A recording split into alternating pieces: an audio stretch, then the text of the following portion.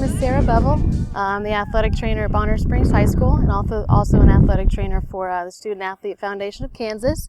So I'm here to talk about a little bit about hydration. Being that we cover a lot of sports for the CYO, including track, football, hydration's a big deal when it comes to youth sports. So the first question that I get a lot is, how do we know if our athlete is hydrated? And the easiest answer to that question is, look at the urine. If the urine is clear or close to clear, then your athlete's hydrated. If it's a little more opaque or on the darker shade, it's time to start hydrating.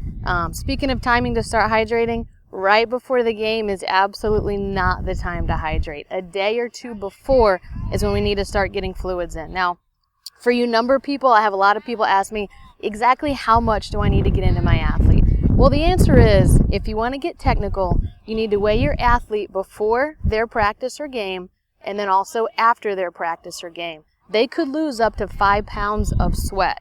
So however many pounds of sweat they lose during their practice or game, that's how many pints of fluid you want to get back into them. Now, another question I get all the time is, do I use water or do I use a sports drink? And most of the time, I recommend water. Sports drinks are for people that are exercising very vigorously for over an hour, 1, 2, 3 hours. These are college athletes, professional athletes, people that are participating a level maybe a little bit higher than what we're going to be participating at. Dietitians now recommend that athletes cut back on their sugar, and we don't necessarily think of sports drinks containing a lot of sugar, but they do. So I would say for our level where we're participating, if we're doing it for under an hour and at a moderate level, let's stick with water.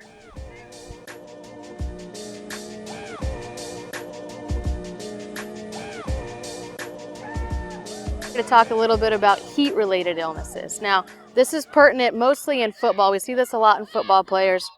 They've got a lot of equipment on, helmets, shoulder pads, tight pants, cleats. That could potentially lead to some illnesses if not treated properly.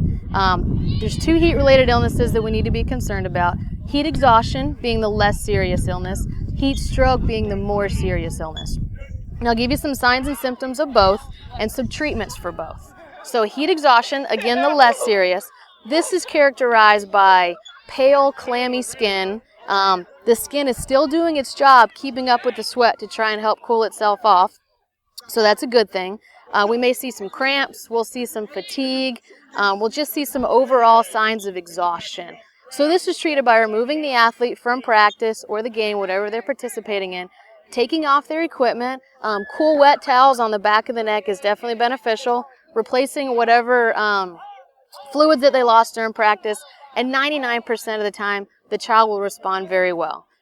Things that we need to be concerned about: if these signs and symptoms last for over an hour, or if they have pre-existing conditions like heart issues, cardiovascular issues, things like that.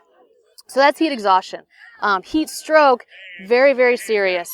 This is when the internal body temperature raises above 104 degrees. The skin is no longer doing its job by cooling off the body. The skin is now very, it's red, it's dry, it's not sweating at all. The body is actually starting to shut down at this point. The athlete may experience a loss of consciousness. They may start to seize.